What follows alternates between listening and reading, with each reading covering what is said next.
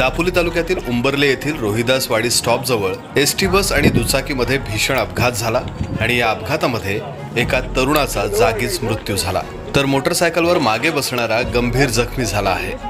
अधिक उपचार होण्यासाठी जखमीला तातडीनं उपजिल्हा रुग्णालयात हलवण्यात आलं। सकाळी 11 वाजता दापोली दाभोळ एसटी बस दाभोळच्या दिशेनं रवाना झाली। 11:30 वाजण्याच्या आसपास ही गाडी उंबर्ले इथं आली। दाभोळवरून दापोलीकडे जाणाऱ्या दुचाकीची आणि एसटी बसची इथंच धडक झाली।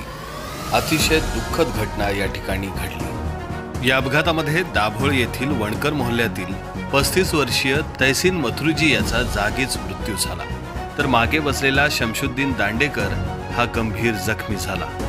या अपघाताची माहिती मिळताच तातडीनं एसटी विभागाचे कर्मचारी आणि पोलीस घटनास्थळी दाखल झाले।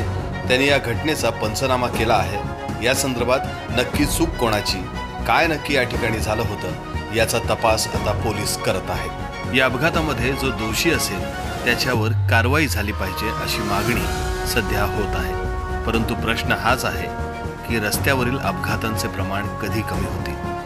सुरक्षा अभियान केवळ शहरातच न होता ग्रामीण भागात सुद्धा घेणं आवश्यक आहे, हेच या निमित्तानं जाणवतं आहे। शमशाद खान, माय कोकण, दापोली।